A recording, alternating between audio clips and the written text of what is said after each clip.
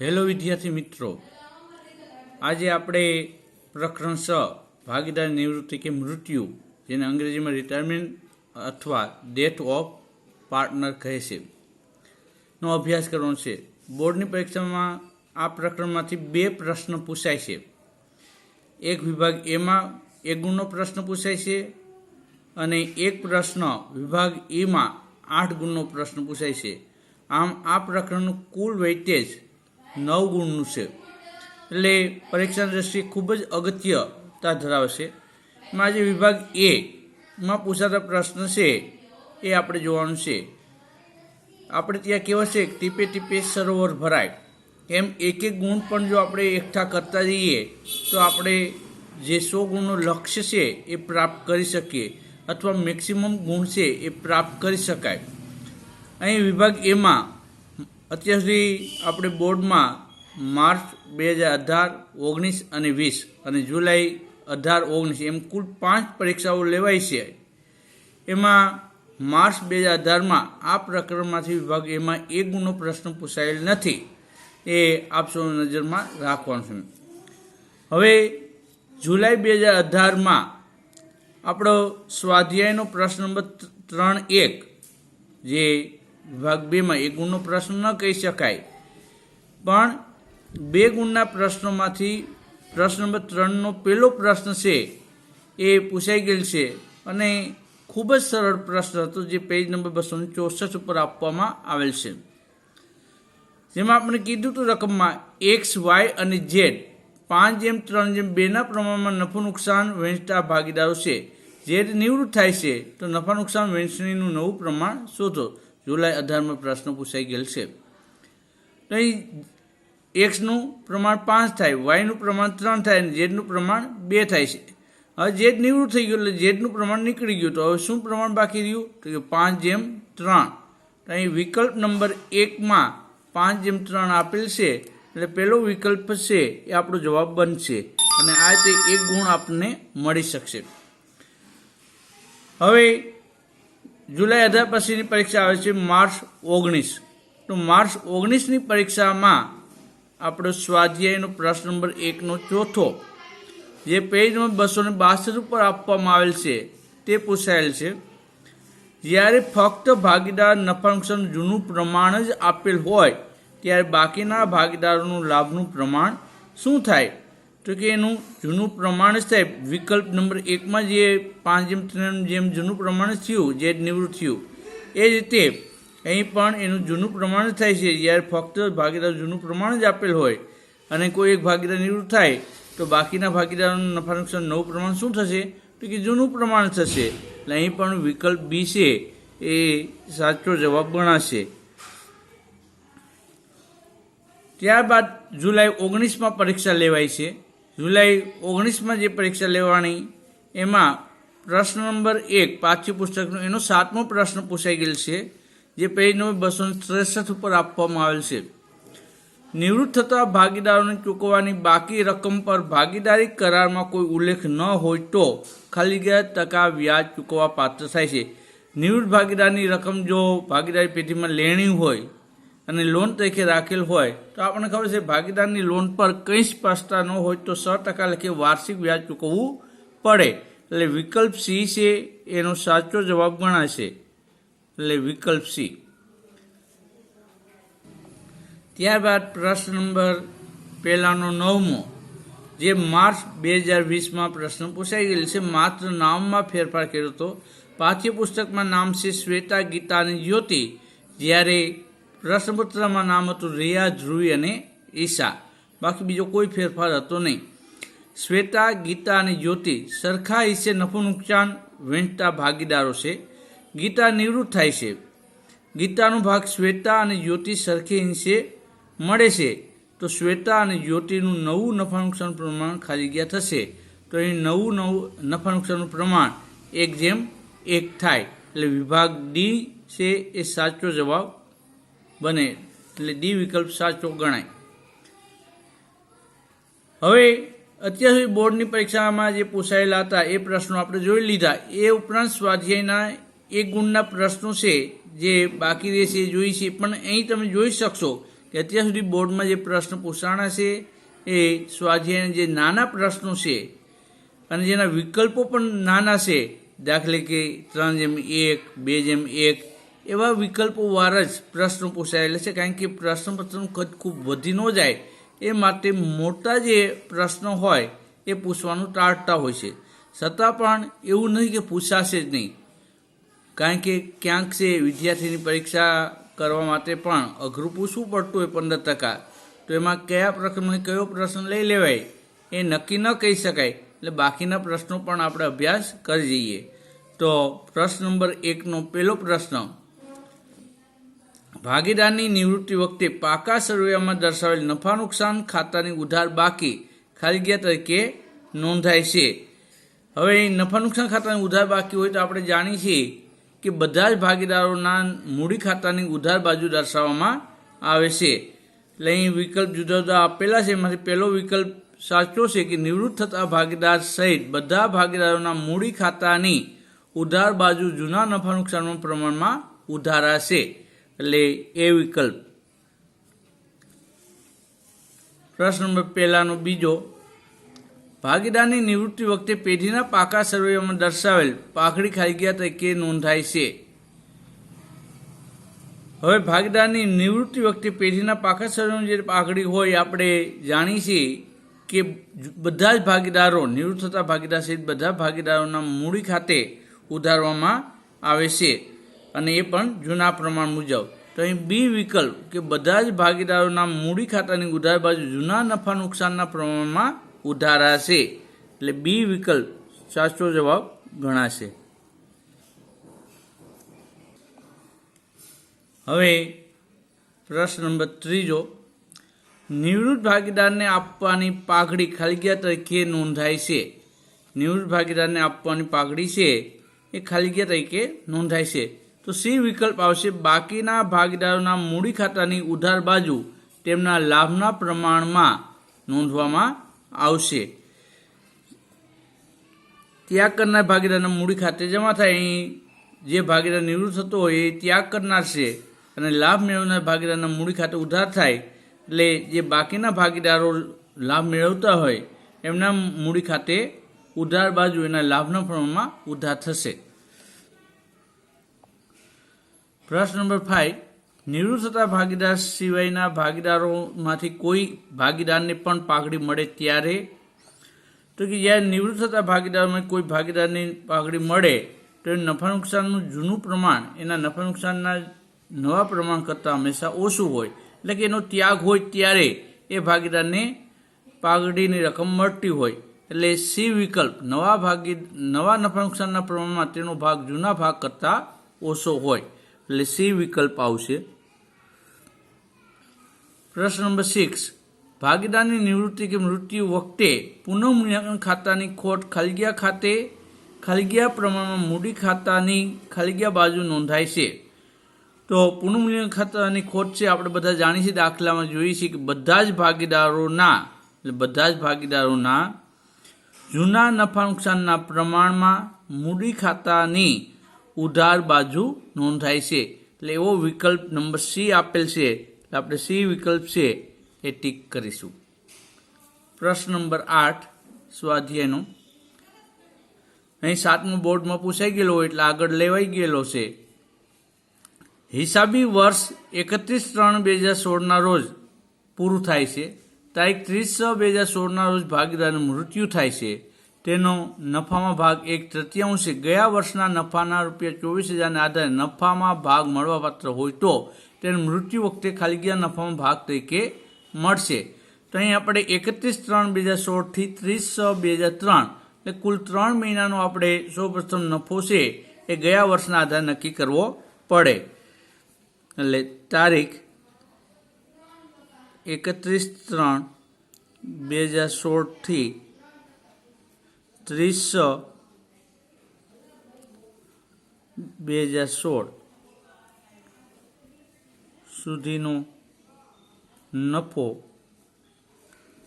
બરાબર ગયા વર્ષે 24,000 તો આખા વર્ષનો નફો, એટલે 24,000 ગુણ્યા અત્યારે આપણે અહીંથી અહીં સુધી 3 માસ થાય છે, એટલે 3 માસ આખા વર્ષના 12 માસો એટલે છેદમાં 12, એટલે 12 × 24, 2000, 2000 × 3 એટલે 6000 રૂપિયા 3 માસનો નફો થાય.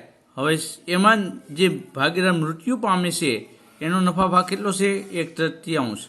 એટલે મૃત્યુ પામતા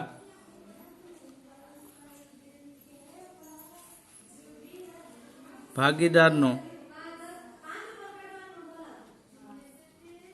ભાગ બરાબર 6000 ગુણ્યા એનો ભાગ કેટલો છે? તો કે 1/3. 1/3 એટલે રકમ આવશે 2000. જે અહીં વિકલ્પ નંબર ડીમાં આપેલ છે 2000, એટલે વિકલ્પ નંબર ડી છે એ આપણે ટીક કરી અને એક ગુણ મેળવી શકીએ. 10મો પ્રશ્ન છે, કામદાર નફા ભાગ ભંડોળ ભાગીદારની નિવૃત્તિ વખતે ખાલી જગ્યા તરીકે નોંધાય છે. તો કે નવા પાકા સર્વેમાં જવાબદારી તરીકે અહીં જુદા જુદા 4 વિકલ્પ આપેલ છે, પરંતુ અહીં આપણને ખબર છે કામદાર નફા ભાગ ભંડોળ એ પેઢીનું દેવું છે અને દેવું હોવાથી ભાગીદારો વચ્ચે વહેંચવામાં આવતું નથી અને નવા પાકા સર્વેમાં જવાબદારી તરીકે નોંધાશે. એટલે એ વિકલ્પ સાચો છે, એટલે આપણે ટીક કરી લેશું. એટલે બોર્ડની પરીક્ષામાં આ પ્રશ્ન પૂછાવાની સંભાવના વધુ રહેલી છે. એટલે હવે 1-2 વર્ષમાં આ પ્રશ્ન પણ તમે બોર્ડના પેપરમાં જોઈ શકશો. અત્યાર સુધી આપણે પ્રશ્ન નંબર 1ના જે 1 ગુણમાં પ્રશ્ન પૂછાઈ શકે એમ છે અથવા પૂછાવાની શક્યતા છે એ જોઈ ગયા. હવે જે વિદ્યાર્થીને 100માંથી 100 ગુણ મેળવવાના છે અને 8 ગુણના દાખલામાં પણ કદાચ ગમે તેવો હવાલો પૂછાય પણ એ ગણતરી કરતાં બરાબર ફાવે એ માટે પ્રશ્ન નંબર 3નો પહેલો પ્રશ્ન આપણે જુલાઈ 2018માં પૂછાઈ ગયેલો હતો. એટલે બીજા પ્રશ્નથી જે બાકી રહેશે બધા પ્રશ્નોનો આપણે અભ્યાસ કરીએ તો બીજો પ્રશ્ન નંબર 3નો બીજો પ્રશ્ન એ, બી અને સી 1/2, 1/3 અને 1/6 પ્રમાણમાં નફો નુકસાન વહેંચતા ભાગીદારો છે. એ એટલે કે જો એ નિવૃત્ત થાય તો, પછી બી વિકલ્પ જો બી નિવૃત્ત થાય તો, અને ક જો સી નિવૃત્ત થાય તો લાભનું પ્રમાણ શોધો. અહીં 3 વિકલ્પ આપ્યા છે. 3 પ્રકારે આપણે લાભનું પ્રમાણ છે એ શોધવાનું છે. તો સૌપ્રથમ અહીંયા આપણે જોઈએ છીએ આના છેદમાં 2 છે, આના છેદમાં 3 છે અને આના છેદમાં 6 છે. તો ત્રણેયના છેદ સરખા કરવા માટે આપણે અહીંયા છેદમાં 6 લાવવા માટે અંશમાં અને છેદમાં 3 વડે ગુણવા પડે. જે અહીં મેં કીધું છે એનો ભાગ 1/2 છે, એના છેદ સરખા કરવા માટે 3/3 વડે ગુણી નાખ્યા એટલે 3/6. બીનો ભાગ 1/3 છે, અહીં છેદમાં 6 લાવવા માટે થઈને 2/2 વડે ગુણી નાખીએ એટલે 2/6 થઈ ગયા અને સીનો ભાગ તો 1/6 છે જ. એટલે હવે ત્રણેયના છેદમાં 6 છે એ આવી ગયેલા છે. એટલે હવે નવું નફા નુકસાન જૂનું પ્રમાણ થશે 3/2/1 જે મેં દર્શાવેલ છે. હવે જો એ નિવૃત્ત થાય તો બી અને સીનું લાભનું પ્રમાણ કેટલું થાય? એ નિવૃત્ત થઈ ગયું તો અહીં જૂનું પ્રમાણ છે એમાં એનો ભાગ કાઢી નાખીએ તો 2/1 થઈ જાય. જો બી નિવૃત્ત થાય તો એ અને સીનું લાભનું પ્રમાણ કેટલું થાય?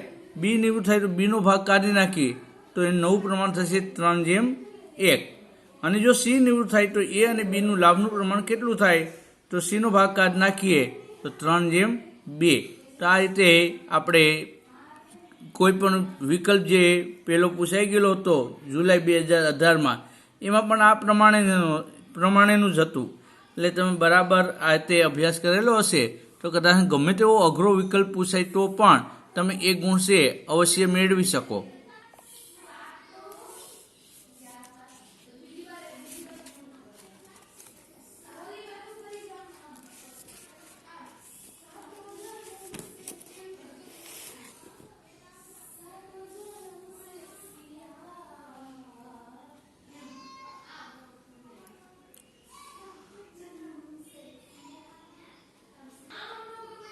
પ્રશ્ન નંબર 3નો ત્રીજો, પી, ક્યુ અને આર 40%, 20% અને 40%ના પ્રમાણમાં નફો નુકસાન વહેંચતા ભાગીદારો છે.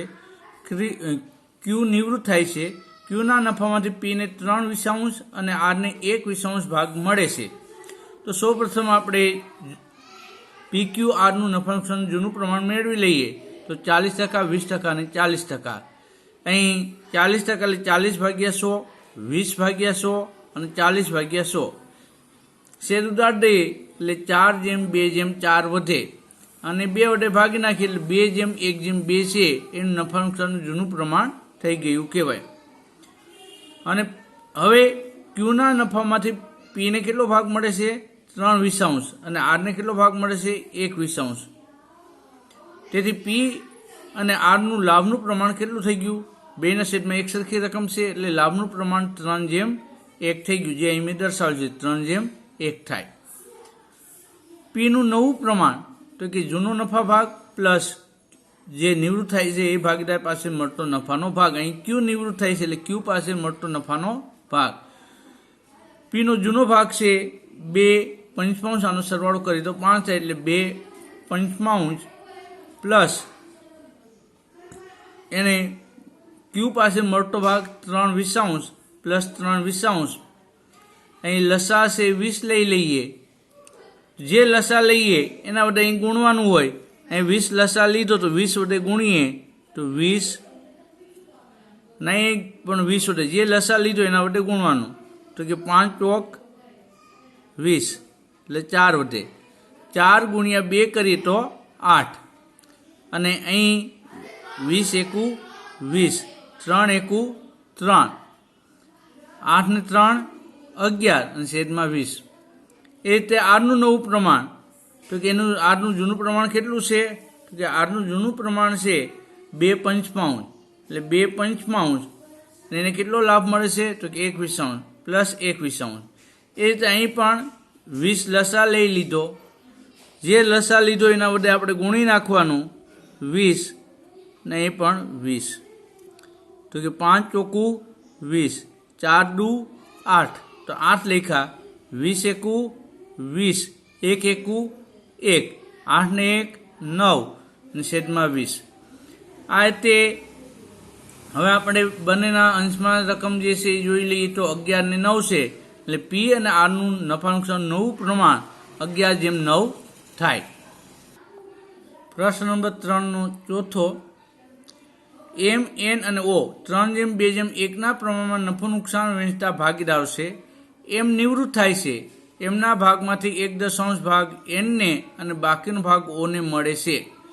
તો હવે એનનો કુલ લાભ કેટલો થઈ ગયો? તો કે 1/10. હવે એનનો ભાગ છે એ 1/10 એટલે ઓનો લાભ હવે કેટલો રહેશે? તો કે એમનો નફા ભાગ માઇનસ એનનો લાભ. તો એમનો નફા ભાગ કેટલો છે?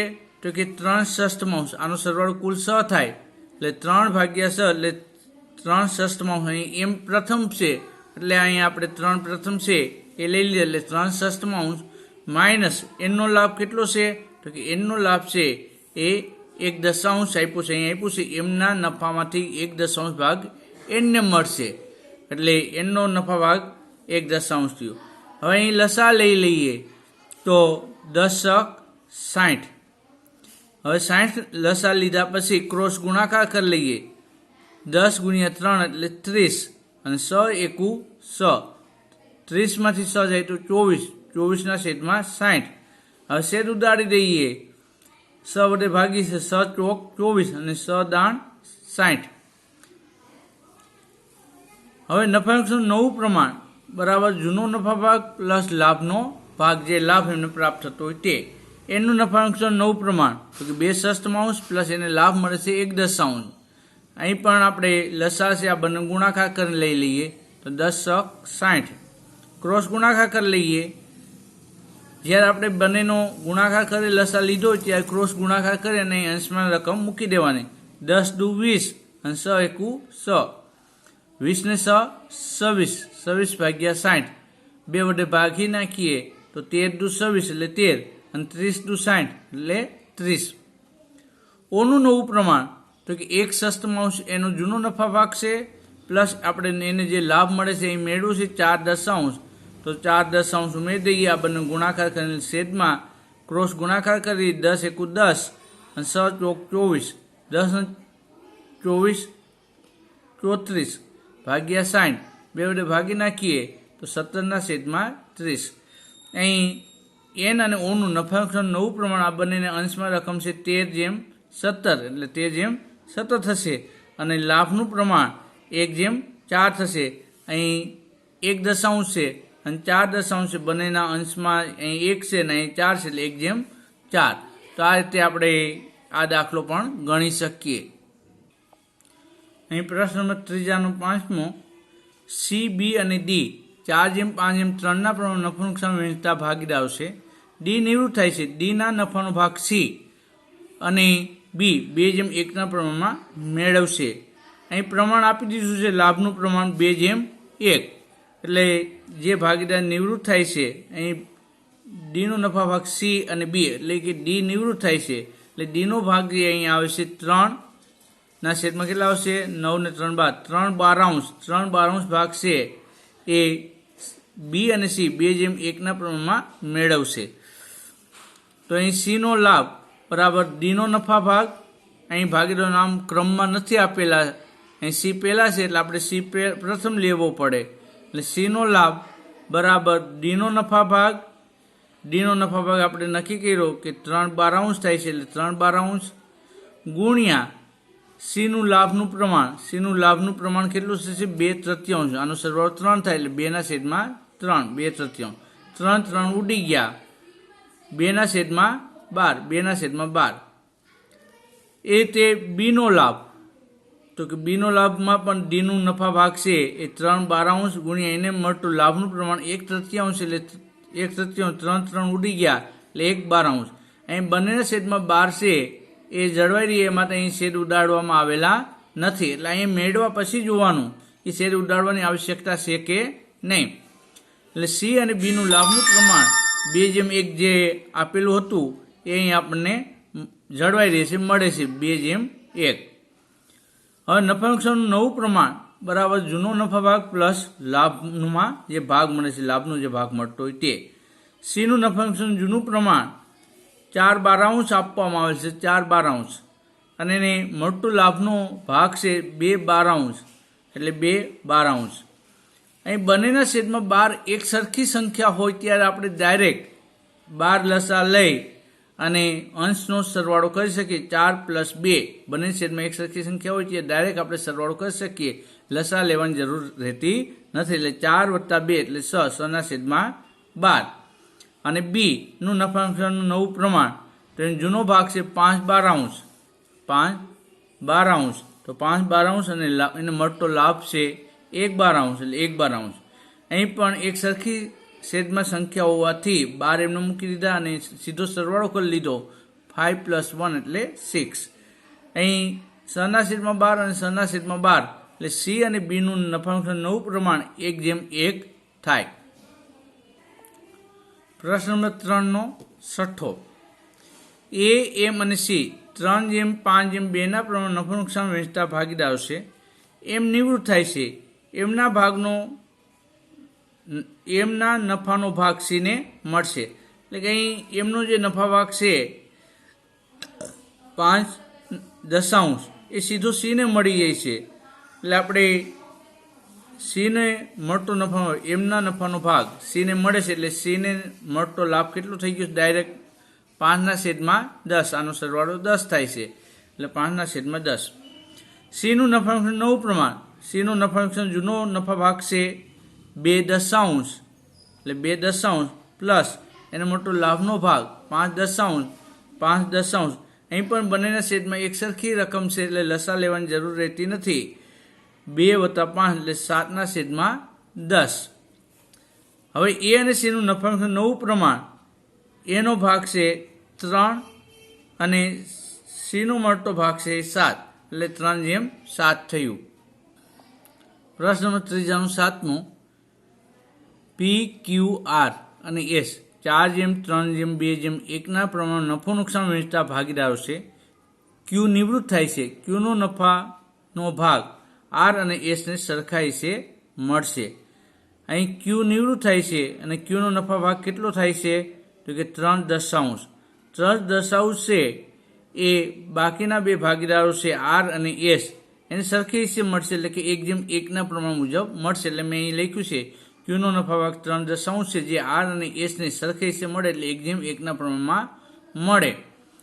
એટલે આર અને એસને નફા ભાગ જે મળશે તો કે ક્યુનો જે નફા ભાગ 3/10 છે ને આને 1/2 એટલે 3/20. એટલે આરને પણ 3/20 લાભ મળશે અને એસને પણ 3/20 લાભ મળશે. એટલે અહીં મેં અલગ અલગ બંનેનું મેળવ્યું નથી, કારણ કે એ તો આપણે 12મા ધોરણમાં તમે અભ્યાસ કરશો એટલે ખ્યાલ આવી જાય કે બંનેનું લાભનું પ્રમાણ લાભ છે એક સરખો થાય. હવે આરનું નફા નુકસાન નવું પ્રમાણ તો કે એનો જૂનો નફા ભાગ પ્લસ લાભનો ભાગ. એનું જૂનું નફા નુકસાન પ્રમાણ છે 2/10 એટલે 2/10. એને લાભનો ભાગ મળે છે 3/20 એટલે 3/20.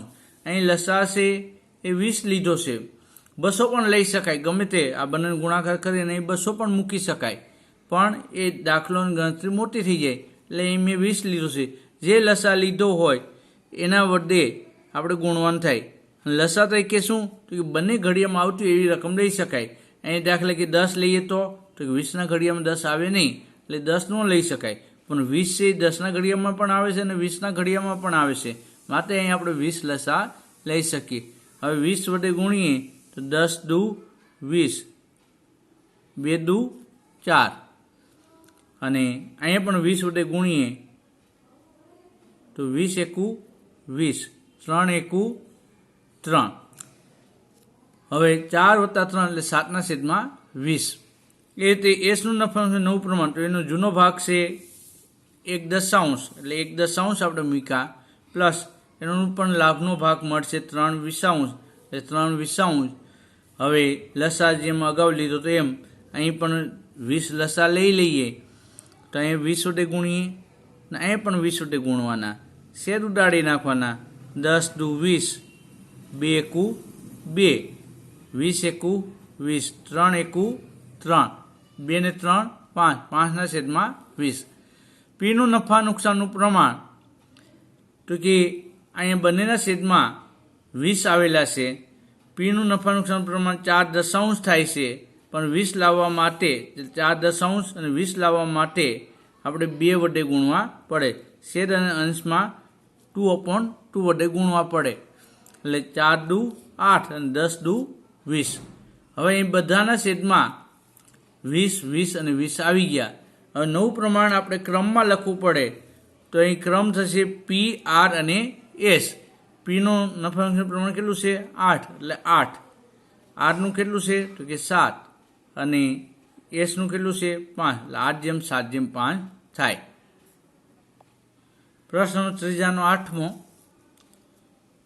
એમ, એન અને ઓ અને પી 5/3/2 પ્રમાણમાં નફો નુકસાન વહેંચતા ભાગીદારો છે. એન અને પી નિવૃત્ત થાય છે. એનનો ભાગ ઓને અને પીનો ભાગ એમને મળશે. અહીં 2 ભાગીદારો નિવૃત્ત થાય છે અને બાકી રહેતા 2 ભાગીદારોને બાકી જે નિવૃત્ત થાય છે એનો ભાગ સીધો મળી જાય છે.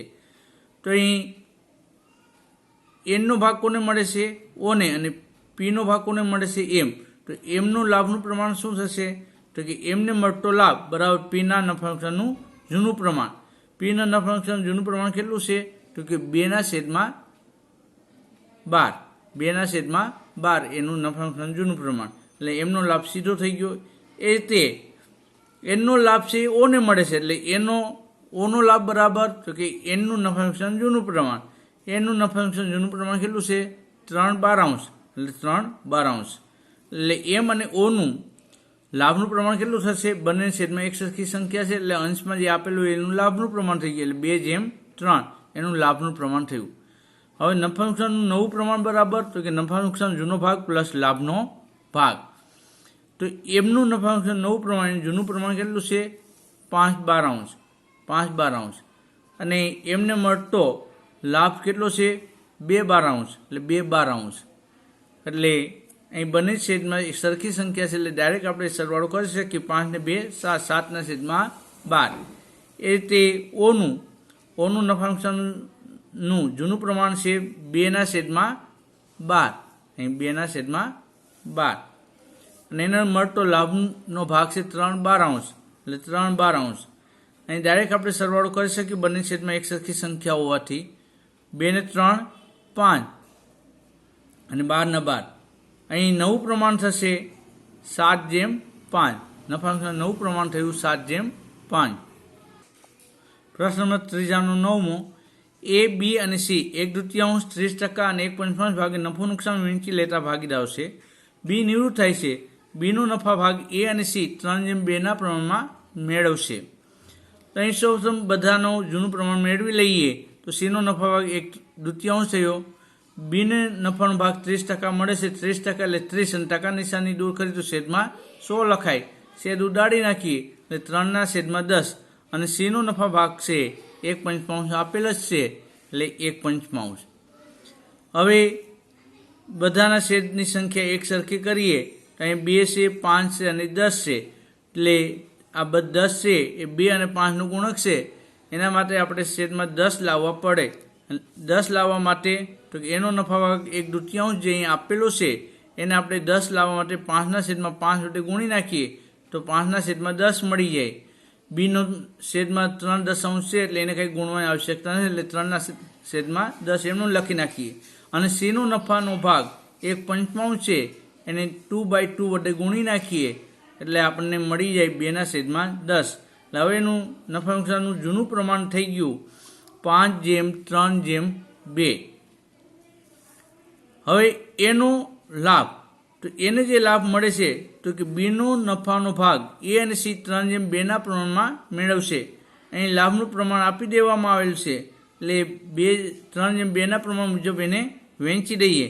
તો બીનો નફા ભાગ 3/10 આપેલો છે જે આપણે અહીં મેળવ્યો છે 3/10. અહીં પણ મેળવ્યો છે 3/10. 3/10 ગુણ્યા 3/2 એટલે 3/5. આનો ગુણાકાર કરીએ તો 10×5 = 50 અને 3×3 = 9. એ રીતે સીનો લાભ તો કે બીનો જૂનો નફા ભાગ છે એ 3/10 આપેલ છે ગુણ્યા 2/5 બરાબર 6/50. આ બેનો ગુણાકાર ના બંનેનો ગુણાકાર.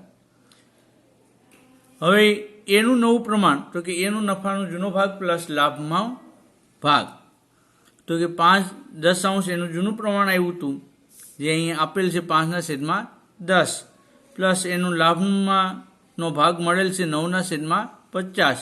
9/50 અહીં લસા 50 લઈ લઈએ તો 50 લસા લઈએ તો અહીં 50 વડે ગુણવા પડે તો 10×5 = 50. 5 × 5 = 25. નહીં 50 વડે ગુણીએ તો 50 × 1 = 50, 9 × 1 = 9. આ બંનેનો સરવાળો કરી લઈએ 25 + 9 એટલે 34/50. 2 વડે ભાગી નાખીએ તો 17/25. એ રીતે સીનું નવું પ્રમાણ તો એનો જૂનો નફા ભાગ 2/10 આપવામાં આવેલો છે. 2/10 એ આપણે લઈ લઈએ પ્લસ એને મળતો લાભ 6/50. અહીં પણ 50 લસા લઈ લઈએ અને 50 વડે અહીં ગુણીએ તો 50. 10×5 = 50. 5×2 = 10 અને અહીં 50 વડે ગુણીએ 50 × 1 = 50. 6 × 1 = 6. 10 ને 6 = 16. 16/50. 2 વડે ભાગી નાખીએ તો 8/25. એ અને સીનું નફા નુકસાન નવું પ્રમાણ 17/8 થાય. અહીં 17 અને 8 બંને અંશમાં જે રકમ છે લખી અને આપણે નવું પ્રમાણ મેળવી શકીએ. પ્રશ્ન નંબર 10 એ, બી અને સી 5/3/2 પ્રમાણે નફો નુકસાન વહેંચે છે.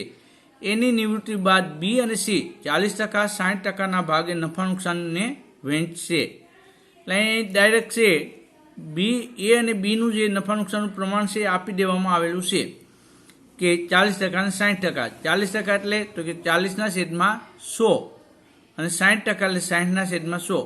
20 વડે ભાગી નાખીએ તો 20×2 = 40 અને 20×5 = 100. અહીં પણ 20×3 = 60 અને 20×5 = 100. એટલે નવું પ્રમાણ આવ્યું 2/3.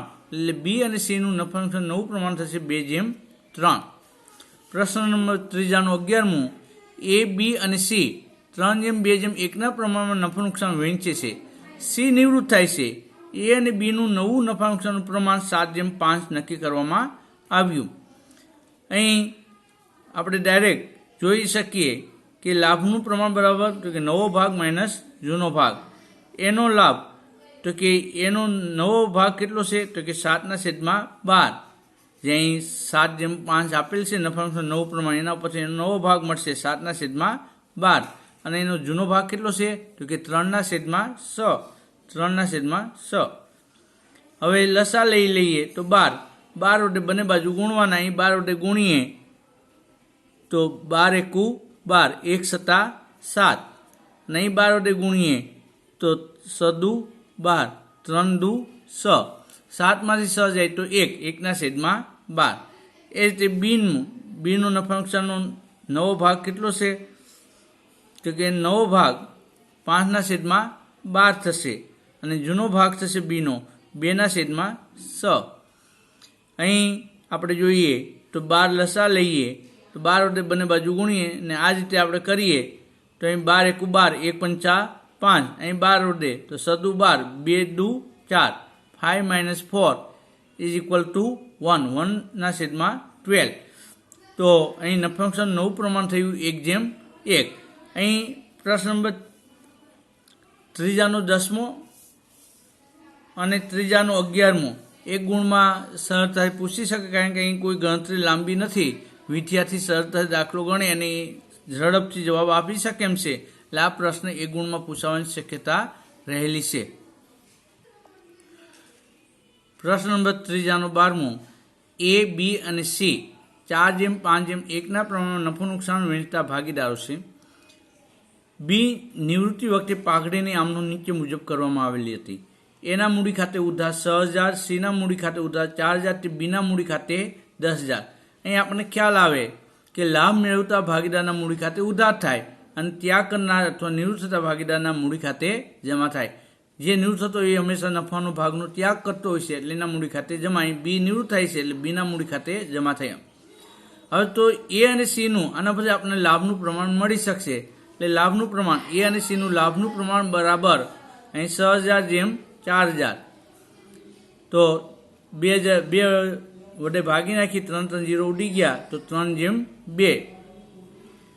એને મળતો લાભ તો કે બીનું નફા નુકસાનનું પ્રમાણ કેટલું છે તો કે બીનું નફા નુકસાન પ્રમાણ 5/10 થાય.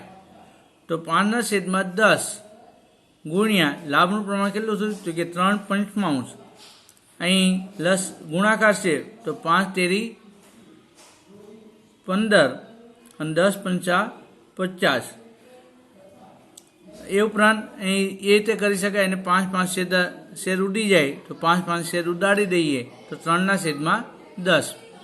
એ રીતે સીનો મળતો નફાનો ભાગ તો કે સીનું નફા નુકસાનનું જૂનું પ્રમાણ કેટલું થશે, બીનું નફાનું જૂનું પ્રમાણ તો કે 5/10, અને એને મળતો લાભનું પ્રમાણ કેટલું છે 2/5.